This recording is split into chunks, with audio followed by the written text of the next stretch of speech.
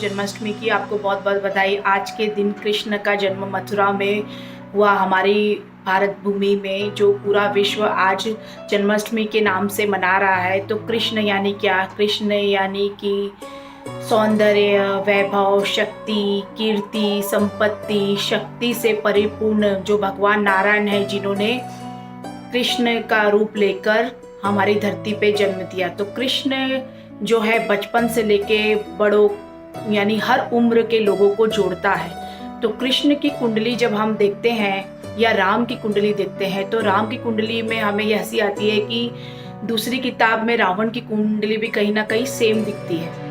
तो वो एक अलग बात हो गई। लेकिन कृष्ण की जो कुंडली है, जो हमें उसमें 4 ग्रहों की जो स्थिति दिख रही है, वो हम सैकड़ों या हजारों साल पीछे भी चले जाएं तो ये कुंडली या ये में जो ग्रहों की स्थिति है, वो दूसरे किसी की कुंडली में नहीं देखने को मिलती। मैं ये दावे से बोल सकती हूँ। तो अभी जो 3000 साल पीछे भी अगर बिफोर क्राइसिस के कोई डेट अगर कुछ विद्वानों को मिलती है, तो उससे बड़ी बात क्या होगी। लेकिन कृष्ण की जो कुंडली है, उसमें जो 4 योग हैं, वो मैं आपको उनकी कुंडली में शेयर करती हूँ। तात्पर्य यह है कि कृष्ण की कुंडली एक अद्भुत विषय है, तभी तो इस अद्भुतता से बंधे हैं कृष्ण। ये पक्का मैं ये शेयर करूंगी कि कृष्ण की कुंडली में गुरु में मीन, मतलब गुरु मीन राशि में और सूर्य सिंह राशि में दिखाया जाता है। वैसे ही मंगल जो है वो मकर राशि में है, ये दिखाया जाता है। आपको एक बात बता दूं, जब सूर्य के सामने, मतलब सूर्य के सामने मंगल और गुरु जैसे प्लैनेट हो, तो वो वक्री हो जाते हैं। तो क्यों वक्री? क्योंकि ये एक साथ षडाष्टक योग, सूर्य के साथ मंगल षडाष्टक, सोचने वाली बात है। सोचने वाली बात यह है कि जन्म, जैसे कि कृष्ण के जन्म से पहले राजद्रोह और उसके बाद में तत्व ज्ञान, और तत्व ज्ञान कृष्ण ने किसे कहा? पूरे संसार, वो भी किस कुल में आकर? यादव कुल। तो गुरु और रवि षडाष्टक, ये दो एक ऐसे बात है कि ऐसे षडाष्टक जब होता है तब गुरु वक्री हो, ऐसी अवस्था में दिमाग उल्टा चला। तो कृष्ण का दिमाग उल्टा, यानी यदि हम महाभारत में देखेंगे उनका रोल, तो जहां सीधी उंगली से नहीं घी निकलता, तो कृष्ण टेढ़ी उंगली करके घी निकालते हैं। ऐसे टेढ़े विचार उनके मन में पहले से ही आते। वो हमें सोचना है कि अद्भुत स्थिति, ऐसी अद्भुत स्थिति जो अपने ही सैन्य दल के खिलाफ स्वयं राजा, मतलब कि रवि और मंगल का ऐसा षडाष्टक योग, अपनी ही सेना के खिलाफ खड़े हो जाना, लड़ने के लिए राजा के खिलाफ खड़े हो गए।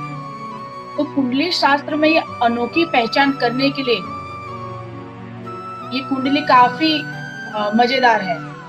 ऐसे नटखट कन्हैया, कन्हैया में कन्हैया के जो 5th हाउस में कन्या राशि में बुध, जो गुरु के सामने, और तुला राशि में शनि, ये जो 6th हाउस है।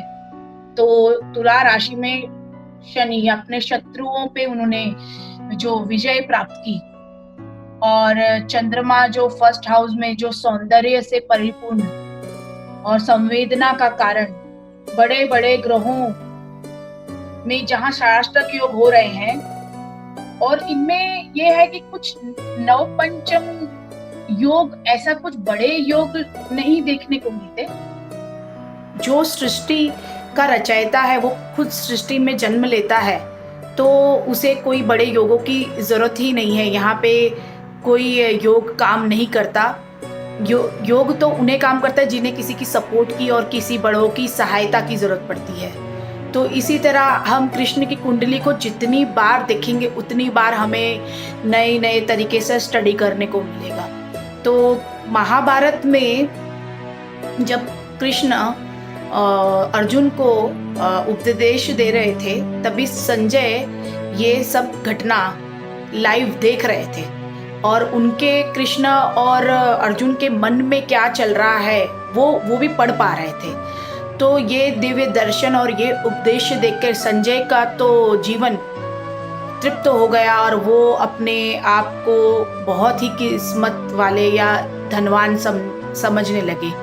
लेकिन जब संजय ने धृतराष्ट्र को ये उपदेश गीता का सुनाया तो धृतराष्ट्र को क्या फर्क पड़ा? धृतराष्ट्र को तो कोई फर्क ही नहीं पड़ा।